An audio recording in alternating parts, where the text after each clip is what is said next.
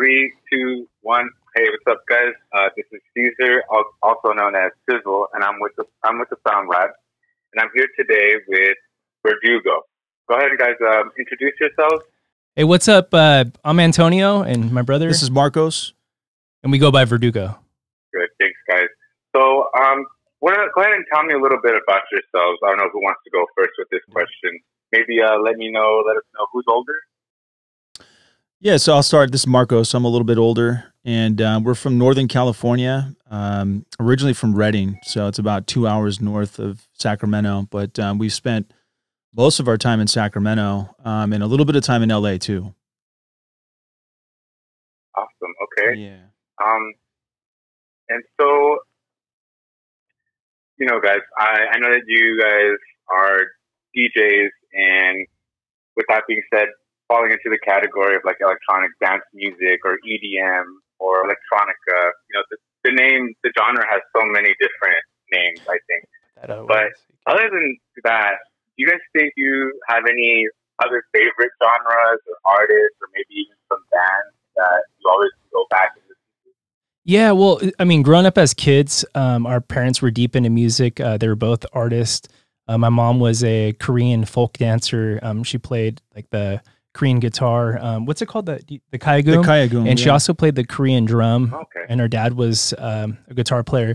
However, we were exposed to so many different styles growing up, from friends to our family, from anything from like Earth, Wind and Fire, Stevie Wonder to Depeche Mode, 80s music, 90s music, and Phil Collins, yeah, Gloria Estefan, the Miami Sound Machine, Sting, just so many. Carlos Santana, of course. Tupac and Biggie, that was what we grew up on in terms of hip hop. You know, in addition to everyone else, that Nate Dogg, and we love hip hop. But yeah, we were exposed to so many different genres growing up, and we just love all kinds of music. Yeah. That's awesome. I think personally, what makes a good artist, and I think a lot of people would agree, is you have to be open to a lot of different genres of music and artists and bands. You can't just leave yourself short on sticking to just one genre. You know what I mean? Yeah, absolutely. And, so that's awesome. So you said your mom was a Korean music artist? So she's born and raised from Seoul, Korea, and when she was younger, yeah, she was a professional, what they call folk dancer. So it's wearing the original dresses that were worn, like say hundreds of years ago. And the original instruments, the cultural instruments like the drums, the guitars. And she used to travel. She would travel over to Japan or different countries, different cities, and perform with a group of dancers and musical artists. Wow, that's cool. You know, another thing I also like about artists is when they have like deep cultural roots, especially, you know, with their background. I think that's awesome, and it adds for a lot of flavor in music. You know, like it spices it up in a sense. You know, it's not like the bland, just like typical drum snare beat. You know what I mean? Like, yeah, I think a mix is good for it. Yeah, absolutely. And just to kind of add on to what you're saying, I mean, I think in a lot of ways it's so amazing to just, you know, be able to connect to your culture, you know, through music, and just to kind of take it all the way back to like you said, you know, the roots of you know, tribal drumming, for example. I mean, you know, it's the indigenous, you know, roots that it's connected to. It's pretty mind blowing when you think about it, because you know, we're also half Mexican too, so you know, we do feel like that connection to the tribal drums of like the Aztecs and the Yaquis and other, you know, native tribes, and I feel like there's a lot of parallel, yeah, between, you know, that house music and techno and house and what we're doing today. Oh yeah. And then, you know, same with the Korean side as well. You know, just the tribal drumming and stuff. I mean, when I listen to that old stuff, the old Korean music, it literally gives me chills. You know, but I feel deeply connected to it. So from both sides. I love it. And like I said, I can always appreciate an artist or anyone that's musically inclined that comes with a cultural background and is able to use that into their music. I think that's just awesome. With that being said, thank you. You know, we're just going to jump right into the nitty gritty of it all. So Armada Music, the label you guys were signed in 2019 last year, yes? Yes. Yes. Okay, so for all our listeners out there that don't know, Armada Music is a Dutch independent label that specializes in releasing electronic music.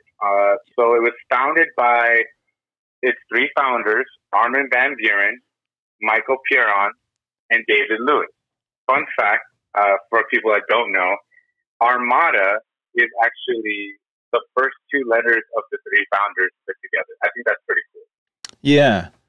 Yeah, because I mean, also Armada is a Spanish word, but it was we didn't realize obviously until getting signed to the label that it represented like the first couple letters of each one of the founders' names. Yeah. And David Lewis too. I'm sorry, go ahead. No, go ahead. Yeah, I was saying that's pretty like creative, clever. Yeah. Yeah, and it's, I mean, honestly, to even be on that label is just, it was such a dream come true because we've always dreamt of being on one of the major dance labels. And for like a lot of people that may not know Armada out there, and I know a lot of people do, obviously, but it's ranked as one of the top three dance labels in the world, right next to like, say, Spinnin' or some of the major other labels that are out there. Yeah, like, who's a good ones like Axtone. That's always been a dream of ours too. Yeah, we love Axtone. You know, or like you guys also mentioned. I happen to know that you guys actually really wanted to get into Mousetrap. Yeah. Yeah. So a little quick background story on that song called Soundwave that's on Armada. We had the intentions of. Oh, thank you so much. Thank you. So we had the intentions of getting that onto Mousetrap.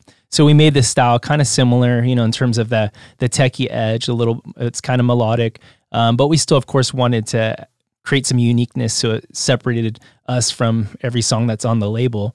And when the song was finished, we, of course, shopped it to Mousetrap, and the original upload link that we had was no longer available.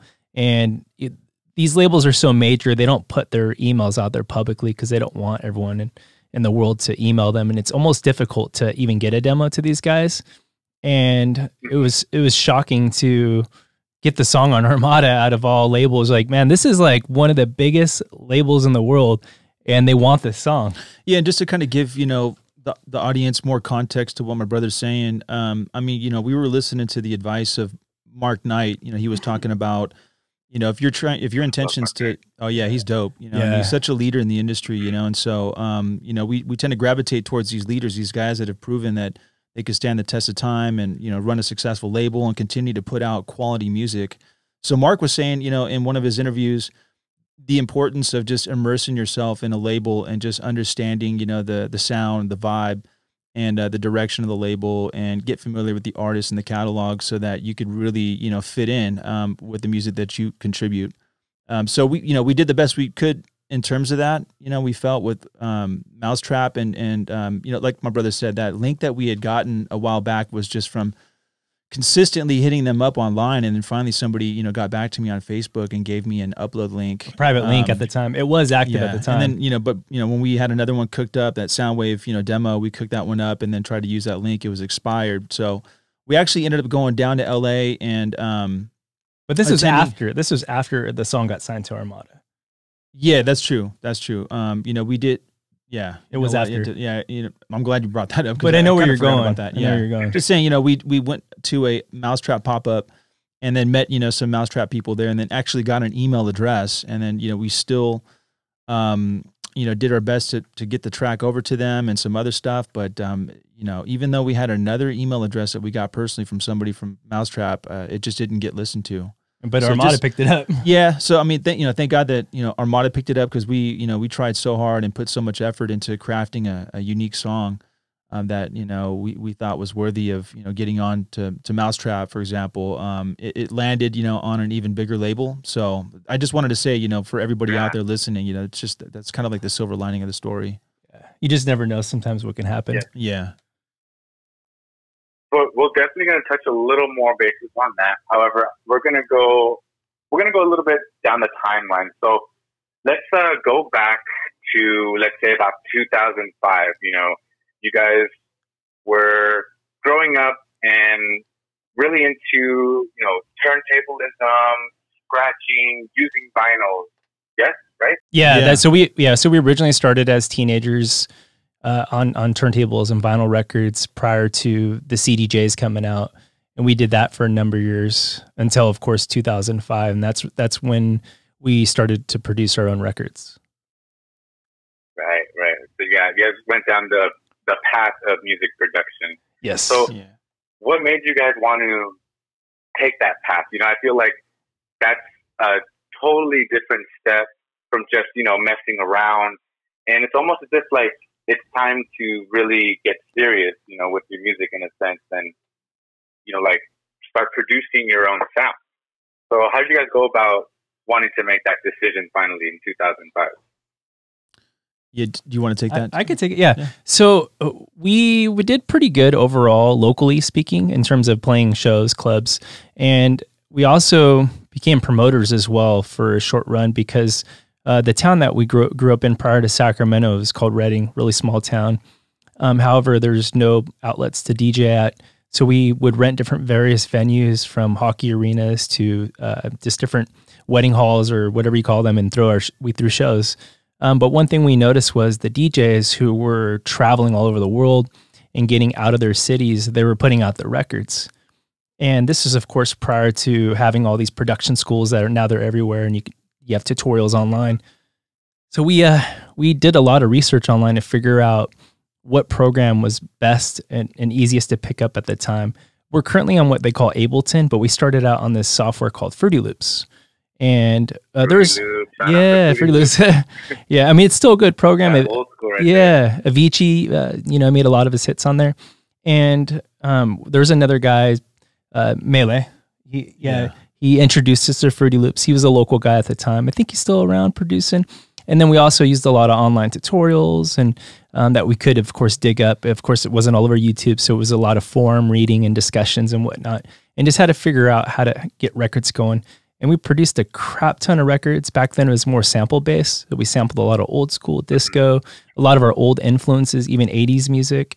But at the same time, it really hasn't changed in terms of how to get a record signed. We sent demos out, I mean, everywhere. And at that time, it was CDs that were sending out demos. We also used to go to the Winter Music Conference and hand out physical hard copy promo records, CDs. And we tried our hardest to get records signed.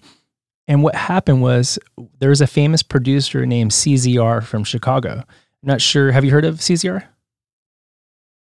Yes, actually. That's funny you mentioned that because you guys have the same name, but he goes by Cesar, like abbreviates it or whatnot. And he was big. He was on Subliminal with Eric Morillo. He was also with Bad Boy Bill's crew at the time, and they were pretty much running the house music game for the last 15, 20 years in America prior to like 2010. And he told my brother and I, he goes, you know what?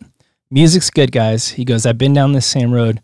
If you truly believe in what you're doing, just put the records out yourself. Start your own label. Yeah. So, I mean, you know, to kind of go back to your question, Cesar, you know, because it's a great question. To summarize what my brother's saying, there was like 3 ways that you could really get booked back then. You know, you either had to be a DJ at a record store. We noticed, you know, all the guys at the record stores were getting all the bookings. You had to be the promoter. You know, maybe you were the one who was throwing the event and you were also a DJ. So oftentimes that was a way for you to build your name. You could put out a mix CD. The biggest way, like my brother said, was, you know, I mean, we were playing all these guys' records, and, you know, we really kind of gravitated towards certain producers, and you know, it was those names on those records that we constantly see. We would look for those guys in the record stores every time there was new releases and stuff coming out.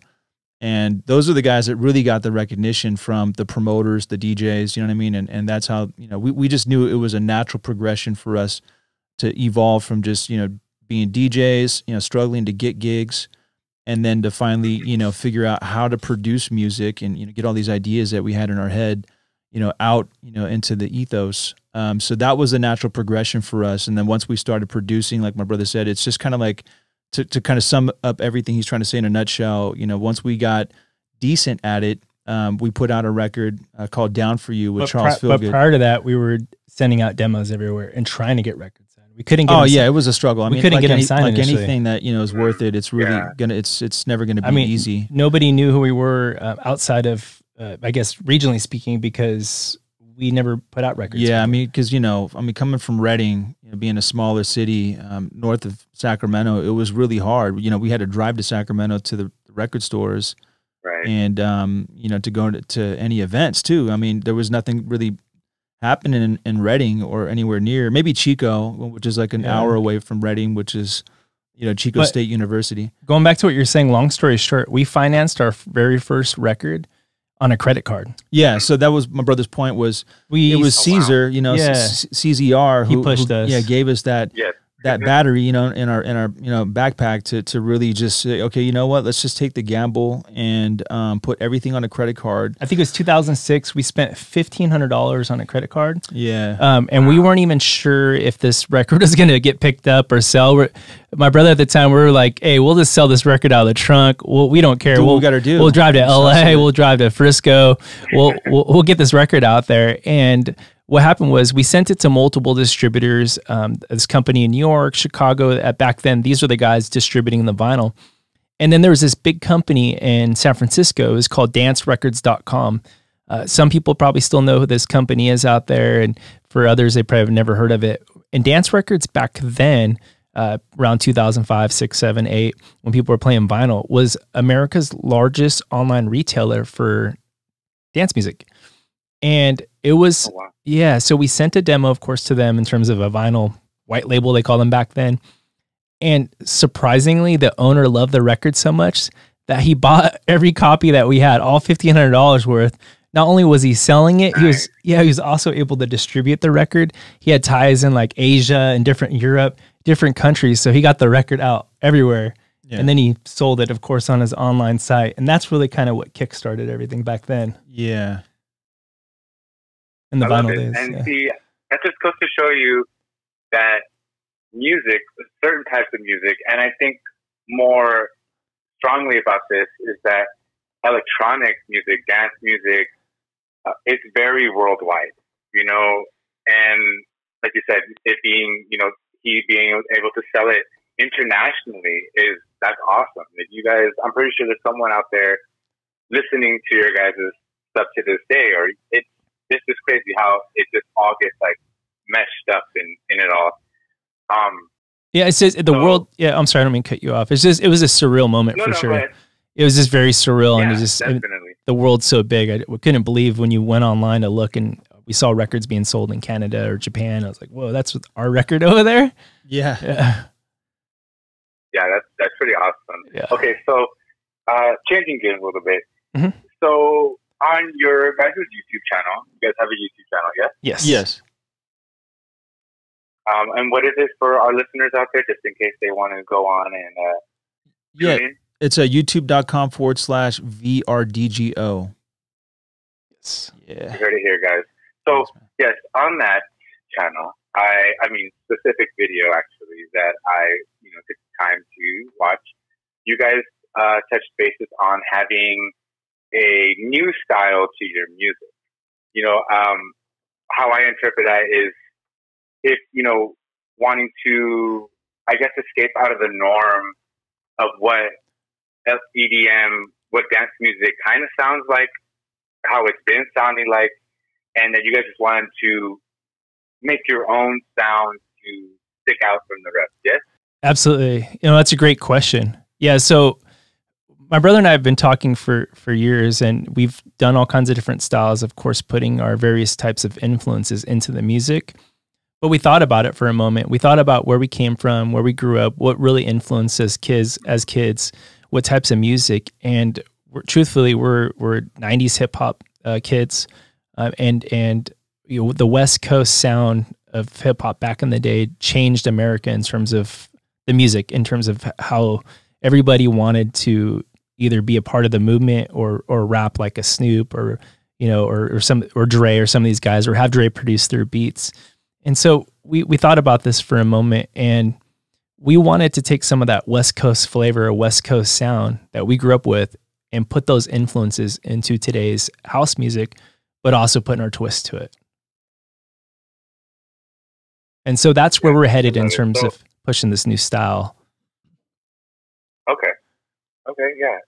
So I guess for our listeners, if you, and this is going to be a little difficult question to answer, if you would have to say or put a specific genre label on your music, what would it be, you think? I honestly couldn't say specifically in terms of categorizing us into a box, but I could say that my brother and I, our sounds are a combination of techno, tech house, progressive house, and electro house. At the end of the day, we look for music that has like an undeniable groove, that's something that allures people into it or just makes you want to move. There's something magical to it, right? Because there's so many different types of influences that we've pulled from. But at the end of the day, we feel like it's about taking the listeners on a journey, and not, we don't want to sound like, we never wanted to sound like a continuous like 1 hour tribal house record or a 1 hour electro house record. We wanted to take people on a journey from from A to B, and put it together right. We look at it almost like a chef. You know, you can give every chef the same 5-6 ingredients, but the food's not going to come out the same. Someone's chicken recipe may be a little more salty, or one might be a little bit more juicy, or whatever it is. And that's how we've always viewed this thing. It's about taking these ingredients and putting it together in a way that's just undeniable. Yeah. And I feel like just to kind of add to that, you know, just every song we put together, you know, is sort of like an amalgamation of a fusion of all the different stuff that we like. And that's what I always advocate. You know, if you're a producer, you know, whether you're new or advanced, you know, it's always important to just incorporate all those different elements that you love from your other producers and artists and fuse all that together to create, you know, your own sound. And that's really the best way to do it. Yeah, I mean, there's definitely times where we're going to produce a straight up tech house record or techno record or progressive house. So we do make it genre specific, but we definitely tie in those influences like my brother mentioned. So there's something about it that's unique that represents us. Yeah. And it's still evolving too. Definitely. It's not like we, you know, we're not saying that we have like a certain sound that we're coming out with that we've nailed, but you know, we definitely think we're heading in the right direction. We got a couple tracks that we haven't released yet that we just know, it's just like a gut feeling. We know they're going to do well. And, you know, it's heading in that direction, this style that's sort of different than what everyone else is doing. So we're excited about it. Yes, that's awesome. Thank you. So let me ask you guys this question.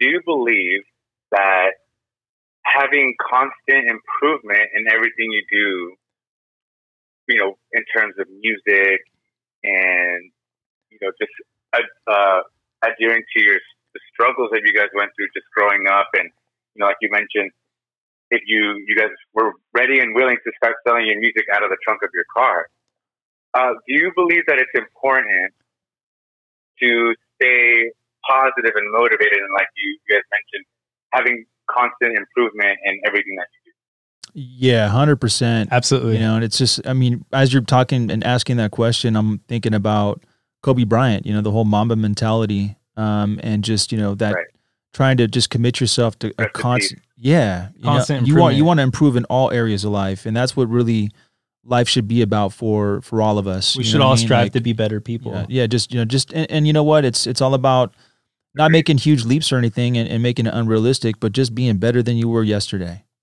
you know? So yeah, in all aspects though, for sure.